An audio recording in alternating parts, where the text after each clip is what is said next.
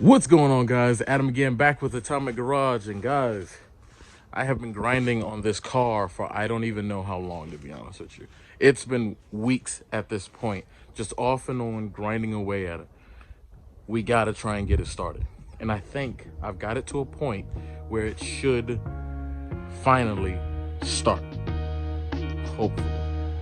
Coming up in this video.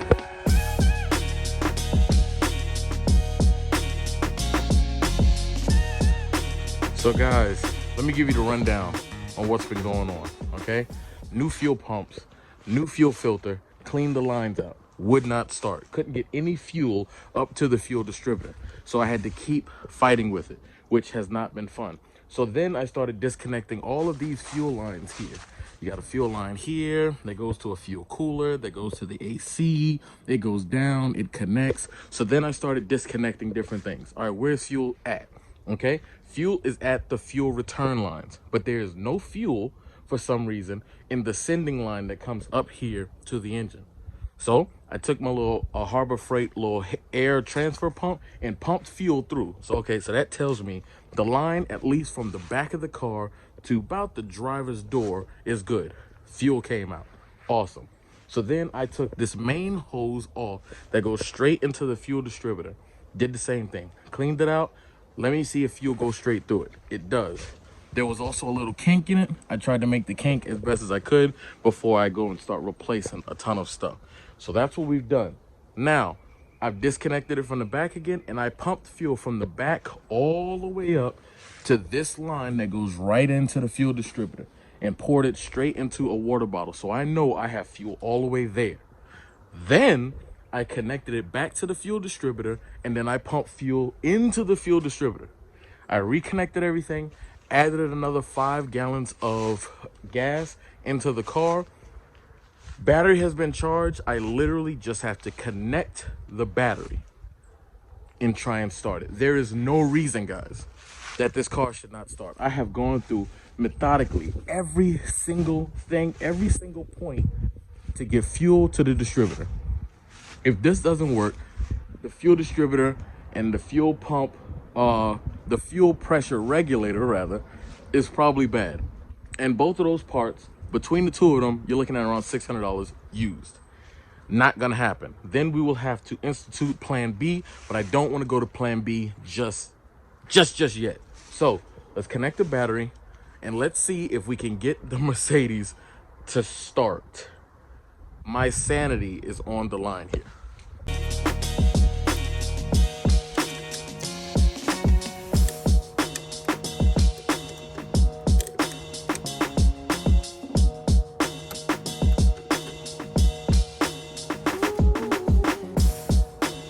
Battery's reconnected, charger is on, moment of truth. Let me move these out the way. Man, I am nervous. This car has really given me a run for my money, but we've gone through everything. We've checked everything. There should be no reason that this car doesn't start. Also, I'm freezing, so it needs to start. Ooh, man, I'm nervous. I'm not gonna lie, but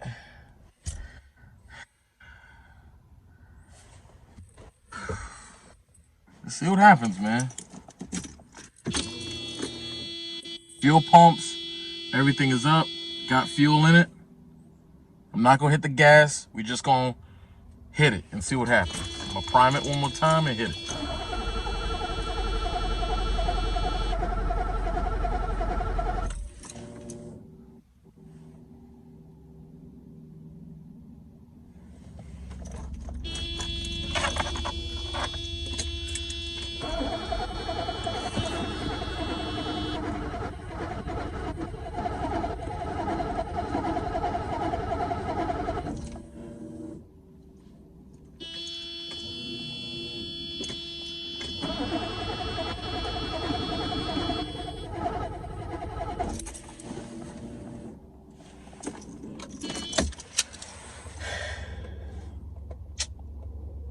And that's what I was afraid of happening, man. I was afraid of doing all this work and it still not want to start.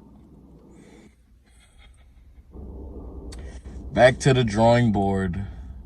once again. Hooray.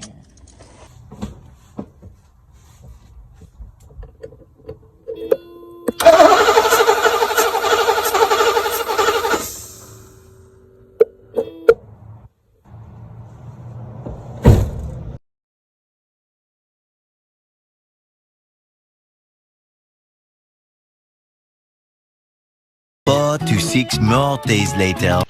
I don't have a lot of time to explain, guys. I just got off of work a few minutes ago, at least about an hour ago, and I've been messing with the car, and I made some pretty good headroom. I took the fuel distributor off earlier this week, cleaned it up, tried to clean the ports out, and everything like that. So that should be good. I found issues with the fuel pump plumbing and wiring, so I fixed that, and I think the car's actually going to start. I'm really nervous, but I'm talking really fast because I don't have a bunch of time. So with that being said, battery has already been hooked up. I'm shaking. This car should start. I have fuel all the way up to the distributor. The distributor is clean. There should be nothing that stops it from letting fuel in the distributor and then out from the distributor into the injectors. So with that being said, you hear it? We're going to prime it again. We're going to prime it one more time. No reason that it doesn't start. No reason it doesn't start.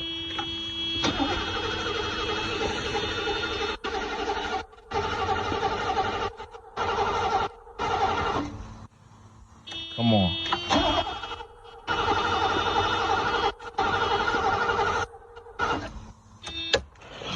Crap.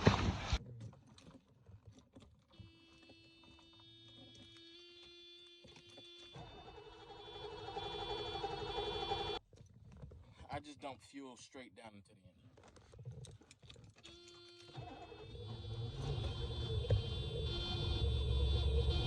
engine. It runs.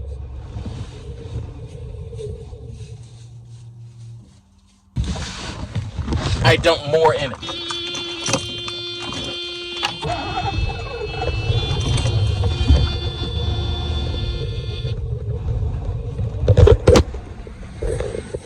It's running.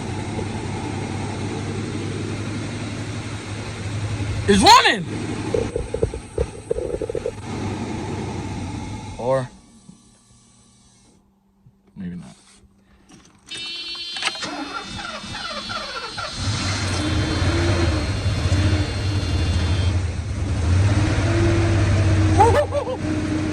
It is running. The fuel in the engine has already been burned.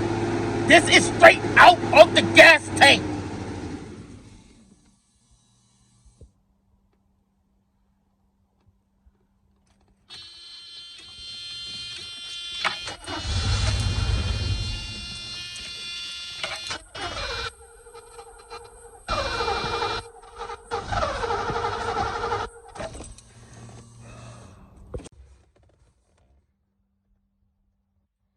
I don't even know what to think.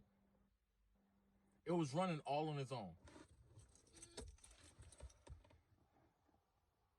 It was running all on its own. After that fuel went out, even restarted it and it ran. Couldn't really rev it, but it ran.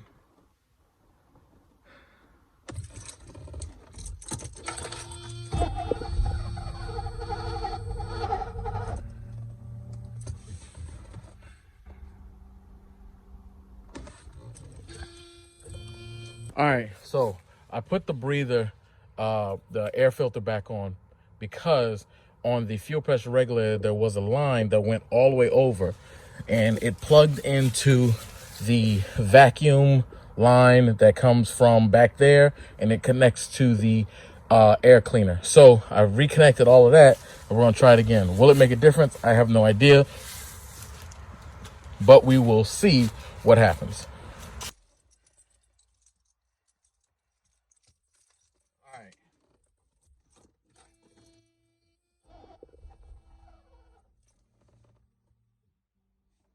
It tried to start just now.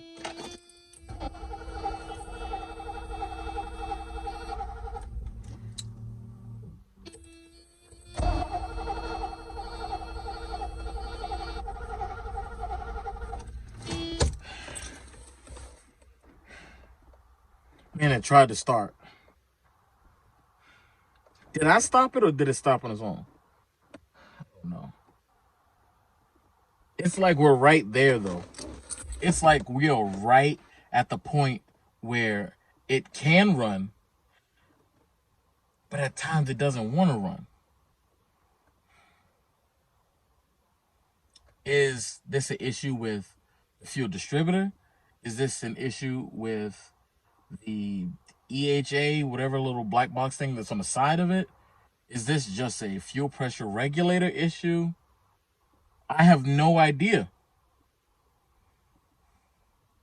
But I methodically went through this car and I have fuel up there. Fuel is now up there.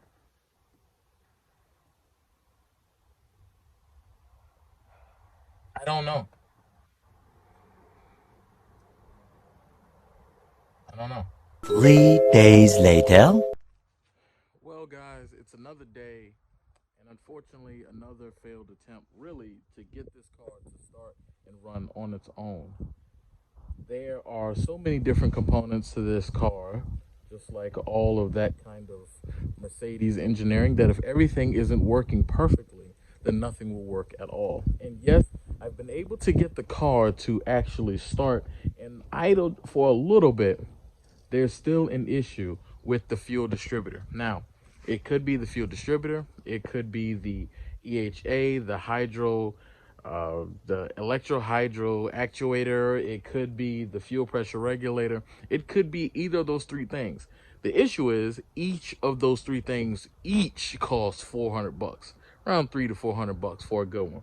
And I'm not really trying to spend $1,200 and the car runs, but it still doesn't run great because there's other gremlins going on or anything like that. So this is where we are at, guys, kind of between a rock and a hard place of getting this car running. Round two, I would consider it a draw because it didn't kick my butt. I finally did get it to start, but I can't keep it going. So it's kind of one for me, one for it. Let's call it a draw. So here is what's left for us to do. What are the options that we can consider? Well, an option that we can consider is to scrap the entire project altogether. Not waste any more time on it. It's a lost cause. Kind of don't want to do that. Kind of like the car. It's kind of grown on me a little bit. The next thing is to fork over all of the money that's needed to fix the car. I mean, that's another option. Not doing that. So we might as well cross that off. And the final option is to rip out this entire intake manifold. Rip it all out, rip all of that crappy wires and hoses and this terrible fuel distributor and everything, and cut up the intake manifold, make a custom intake manifold, bolt a 4-bolt carburetor flange on it, and stick a carb on it. Now, I know what you're saying. Sticking a carb on it, aren't you going backwards? Isn't that fuel injection? Putting a carb on it would only be temporary. It honestly would only be temporary. It would be me testing this theory of, hey, if I take all of this old crappy stuff out and put a tried and true carburetor on it and clean it up, will it run? It more than likely will run once I regulate the fuel pressure down a bit to the carburetor, and I believe that's a good idea. But once we make sure that that's a good idea and that it's actually running, then what we would do is we would go ahead and pull the carburetor off and do throttle body ignition. You've got Tech, you've got Summit that's got their own brand, you've got Holley that's got a brand, you've got multiple different companies that all specialize in throttle body injection. And if that's the case, then we can roll with that. There's only one thing that I am worried about, and that one thing is the transmission. Does the transmission need a kickdown cable? There's a lot of levers and stuff, but it seems like from my research, all of those levers and linkages all go towards the gas pedal. So that could just be a simple thing. But if not, I need to know before I rip all this stuff out, and then I've got a running engine, but a transmission that won't shift. So comment section below, guys. Let me know, what are you thinking? What should we do with this car to get it running? This car is definitely not in the best shape, to say the least. And because of that, it's been repainted. It's got a lot of little hacked together stuff. There's a lot of things that's not working, cracked interior and stuff. This is truly a definition of a project car. I think it'll be pretty cool to get rid of all of this German engineering that's not working the best right now because of poor maintenance. Rip all this out, put a carburetor on, test the theory, then change it to throttle body injection. Then we can move on to doing some other stuff. I've got plenty of engine stuff to do with that car. So, it's a different change of pace, and I don't want to get bogged down just on the mechanical side of it. But yeah, guys, that is everything that's been on my mind. You guys, in the comment section below, kind of weigh your thoughts. What should we do? What direction should we go in? Should we try to keep it all Mercedes? It's a very expensive route I'm not really looking forward to. Or should we try and do something else? And always, as always, guys, there's an option of just pulling the engine out in its entirety. Pulling the engine out, pulling the transmission out, dropping in an LS, because you can get an LS that needs to be rebuilt in my area for around $400 or $500. Now, transmission included, you're looking around around $800-900 with a harness, and the engine is probably good. So that's an option as well, but I don't really have time to do that. And obviously, if I did do an LS swap, I'm gonna have to turbo it. I'm gonna be honest with you. Regardless of the issues that I've got going on with the BMW, we're gonna have to turbo it. No questions asked. And we're adding more stuff to it, guys. So comment section below, guys. Again, let me know. There it is, guys. If you enjoyed the harsh treatment that this car has been giving me, give it a thumbs up. If you haven't, give it a thumbs down. Tell me how I can improve my content, guys. And yeah, you guys got some work to do. Comment section below. Let me know what you think that we should do. All of your comments, I read each and every one of them. I appreciate the support that you guys are giving me. And I'll catch you guys on the next one.